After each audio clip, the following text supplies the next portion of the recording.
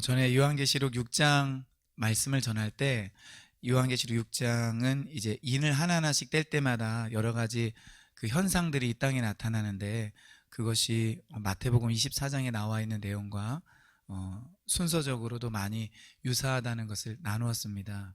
그 내용을 보면은 우리가 읽은 그 본문에 그대로 나오는데 미혹이며 그리고 전쟁, 기근, 사망, 그리고 박해와 순교가 있습니다. 그리고 오늘 본문에는 나와 있지 않지만은 24장 이 뒷부분으로 가면은 우주의 격변, 그러니까 여러 가지, 그러니까 천체에 격변이 일어나는 것이 나오는데 그 부분을 다룬 것이 조금 기억이 나서 좀 다시 한번 보게 되었습니다. 오늘 예수님께서 23장 그 뒷부분에 보면은 이제 예루살렘에 대하여서 이제 황폐하여질 것이라고 말씀을 하셨기 때문에 제자들이 그 부분에 대해서 이제 관련지어서 질문을 던지고, 특별히 24장 2절에 보면은 예루살렘 성에 돌 하나도 돌 위에 남지 않고 무너지게 되리라 이렇게 말씀하셨을 때 예수님은 그 일이 과연 언제 일어나고 또 그때의 징조는 무엇입니까? 라고 물어봅니다. 여기 3절에 보면은요, 제자들이 질문하기를 주의 임하심과 세상 끝에는 무슨 징조가 있사오리까 이렇게 이야기를 해요. 그래서 단순히 이것은 예루살렘의 멸망이 아니라 예수님의 임하심, 재림이잖아요. 또 세상 끝도 재림과 아주 관련되어 있는 것이기 때문에 많은 학자들마다 좀 다르더라고요. 24장에 나와 있는 것이 단순히 예루살렘 함락에 관한 예언이다라고 말하는 학자들도 실제로 있습니다. 그러나 또 많은 학자들은 이것이 예루살렘의 함락과 예수님의 재림과 관련된 그 이중 예언이다라고 보는 학자들도 또 있습니다. 저는 이것이 이중 예언이다라는 것이 옳다고 여겨집니다. 제가 가지고 있는 이 성경책 주석에도 이 예언은 1차적으로는 예루살렘의 멸망을, 그리고 궁극적으로는 인류 종말의 상황을 그리고 있다라고 이야기를 하고 있습니다. 그 내용을 보면은 앞서 말씀드린 것처럼 미혹이 있고 또 전쟁과 기근과 여러 가지가 있습니다. 우리 4절을 한번 보면은요, 너희가 사람의 미혹을 받지 않도록 주의하라. 예수님께서 가장 먼저 이 얘기를 하셨습니다. 여기에 이제 미혹을 하다라는 말의 원래 의미는 길을 잃다라는 의미입니다. 사실 우리가 아무리 어렵고 힘든 상황에 있어도 길을 잃지 않으면은, 또 미혹을 받지 않으면은 우리는 바른 길로 가게 됩니다. 그러니까 궁극적으로는 승리하게 되죠. 그러나 내가 하는 일이 잘 풀리는 것 같고 또 특별한 문제가 없는 것 같아도 우리가 길을 잃으면은 사실은 모든 것이 허사로 돌아가고 말죠. 그래서 주님께서 가장 먼저 하신 말씀, 너희들이 영적인 길을 잃지 않도록 조심해라. 미혹받지 않도록 조심해라. 적그리스도라고 말하는 사람이 나타났을 때 조심해라. 그리고 세상에 여러 가지 이런 환난과 전쟁과 이 종말의 현상들이 나타났을 때 그때 길을 잃지 않도록 조심해라 이렇게 말씀하시는 것 같아요. 그래서 우리가 살아갈 때 정말 중요한 것은 길을 잃지 않는 것입니다. 그리고 우리는 어떻게 길을 잃지 않아야 되는지 그 방법을 알고 있는데 그것을 꾸준히 실천하면서 그 가운데서 우리가 정말 그 확신에 거하고, 그래, 내가 가고 있는 길이, 교회가 가고 있는 길이 맞구나, 이것을 바르게 분별하는 것이 정말로 중요한 것 같아요. 그래서 우리가 매일 하루하루 또 앞으로 남은 우리의 이제 수십 년의 삶 가운데 우리가 길을 잃지 않고 나아가는 역사가 있기를 주님의 이름으로 축원드립니다. 6절에 보면은요, 난리와 난리 소문을 듣겠으나 이렇게 나오죠. 이제 여기 이 난리라는 것은 전쟁을 가리킵니다. 그래서 이 난리는 전투, 전쟁, 싸움으로 번역이 되는 단어예요. 그래서 다른 쉽게 번역된 이 성경을 보면은 전쟁으로 번역을 하고 있습니다. 그래서 전쟁과 전쟁의 소문을 들을 것이다. 또 7절에 비슷한 내용이 나오죠. 민족이 민족을, 나라가 나라를 대적하여 일어나겠고, 이것이 곧 바로 전쟁이죠. 누가복음에는 난리와 소요의 소문이라고 이렇게 되어 있습니다. 마태복음은 난리와 난리, 그러니까 전쟁과 전쟁 소문이라고 말했는데, 이 누가복음에서는 이 전쟁과 소요의 소문이라고 되어 있습니다. 이 소요라는 것은 쉽게 말하면은 전쟁으로 인해서 나타나는 그런 난동과 혼란과 무질서를 가리키는 것이겠죠. 그러니까 뭐 1, 2차 세계대전이 지나가긴 했지만, 또 냉전 시대에는 냉전 시대라고 말하지만은 그 어느 때보다도 사실은 전쟁이 없었던 그런 때라고 학자들은 많이 이야기를 하는데, 아마 앞으로 6절과 7절에 해당하는 그런 큰 전쟁이 아마 있을 것입니다. 그리고 그걸로 인하여서 혼란과 무질서들이 나타나게 될 것입니다. 그때 주님께서는 우리에게 뭐라고 말씀하시냐면은 두려워하지 말아라. 그것이 아직 완전한 끝은 아니다 라고 말씀하고 있습니다. 사실 우리 인간이 육체적으로 두려워할 만한 상황에 많이 처합니다. 이제 미얀마 상황을 보면은 아시다시피 하루에 몇십 명씩 이제 사상자가 나오기도 하고 이러는데, 그런 전쟁과 또 폭동과 이런 혼란의 상황에 처하게 되면은 우리 자신뿐만 아니라 사실은 우리의 자녀, 그리고 어린 사람들, 다음 세대, 뭐 부모, 이런 부분들이 관련되어 있기 때문에 두려움이 임하는 것이 사실입니다. 그러나 주님께서는 우리에게 그럴 때에도 두려워하지 말라라고 말씀하고 계십니다. 비단 이것은 마지막 때만 해당되는 것이 아니라 오늘날 우리가 살아가는 그 현실 속에서 늘 마주하는 문제인 것 같아요. 작은 어떤 건강검진을 받았는데 뭐가 좀 안 좋다라는 얘기를 들었을 때 사실 우리는 두려움에 휩싸일 수도 있고, 또 우리의 어떤 미래나 여러 부분들을 생각할 때도 걱정이 될 때가 많이 있습니다.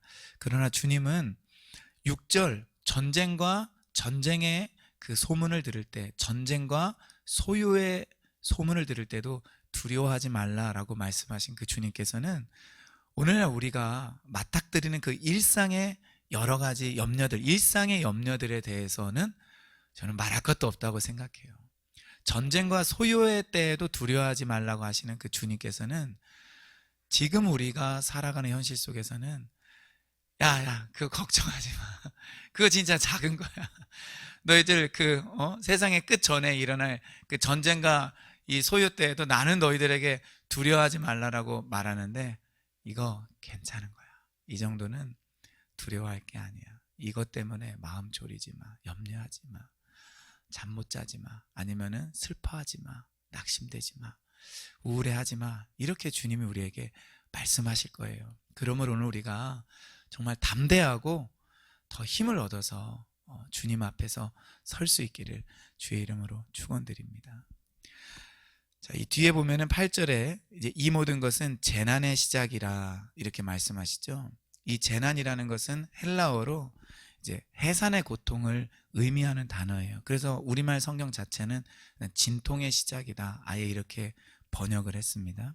데살로니가전서 5장 3절에 보면은 그들이 평안하다 안전하다 할 그때 임신한 여자에게 해산의 고통이 이름과 같이, 이 해산의 고통과 똑같은 헬라어가 바로 8절에서는 재난으로 번역이 되었습니다. 그렇기 때문에 우리는 이해할 수 있어요. 이 해산의 고통, 이 진통의 시작이다.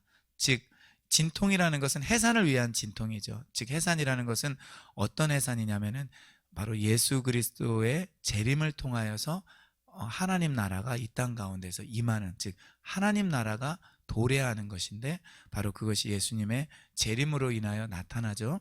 바로 그 예수님의 재림이 이제 얼마 남지 않았다라는 것을 보여주는 일종의 진통입니다. 그래서 이 땅 가운데서 성도들뿐만 아니라, 물론 예수님의 재림 전에 성도들이 환난을 통과하느냐 통과하지 않느냐를 놓고 이제 학자들 간에 논쟁이 있지만, 그냥 제가 상식적으로 봤을 때는 환난을 통과하는데 저는 그렇게 보여요. 그냥 성경을 읽을 때, 마태복음이나 데살로니가서나 또 계시록 읽을 때. 그리고 마땅히 우리가 주님의 이 신부로서 단장될 뿐만 아니라 정말 믿음을 지키는 자로서 예수 그리스도의 그 재림을 맞이할 그 준비가, 저는 이런 어려움과 이 아픔의 시간을 통과하는 것이 저는 또 옳다라고 그렇게 여겨집니다. 물론 없는 것이 더 낫겠죠. 없는 것이 더 편하고 좋게 여겨지지만, 그러나 성경에 이렇게 기록이 되어 있으니 우리가 이것을 잘 통과하는 것이 옳다라고 생각이 듭니다.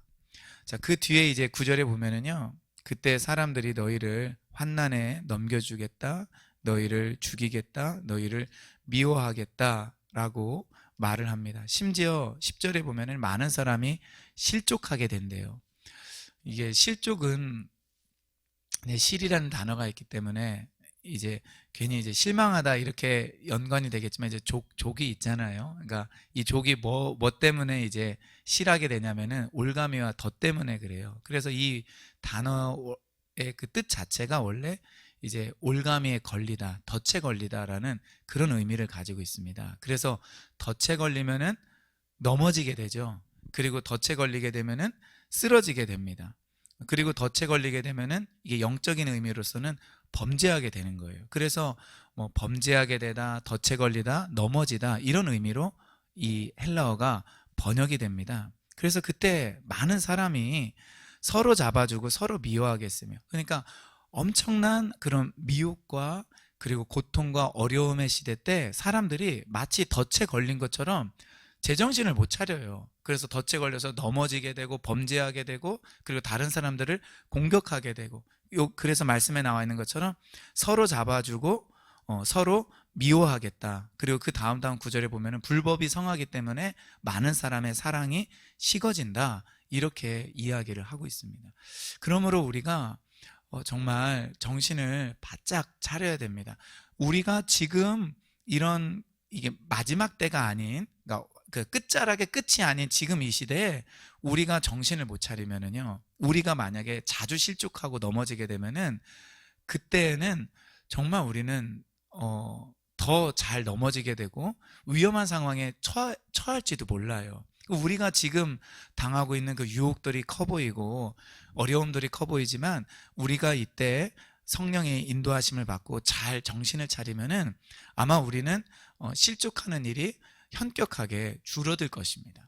그런데 우리가 이때 우리의 임의대로 살고 그냥 방탕하게 살고 게으르게 살면은 우리는 덫에 걸린 사람처럼 넘어질 뿐만 아니라 범죄하게 되고, 그리고 여기 말씀에 나와 있는 여러 가지 현상들의 그 전조 현상을 우리가 만들어서 경험하게 될 거예요.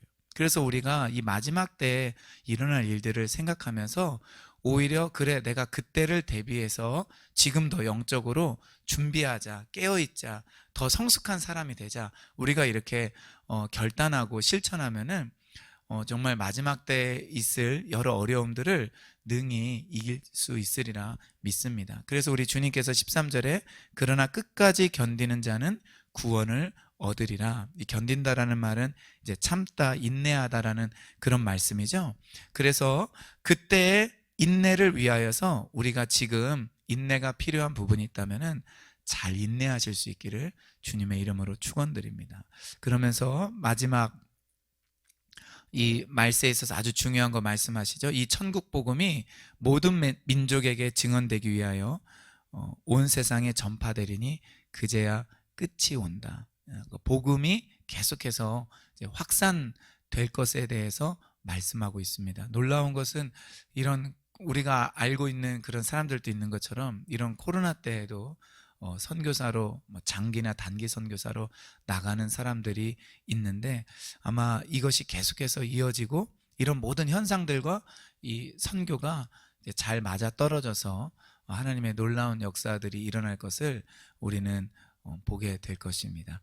아무튼 우리가 미혹받지 않고 깨어있고 그리고 잘 인내하고 그리고 실족하지 않기를 주님의 이름으로 축원드립니다. 기도하겠습니다.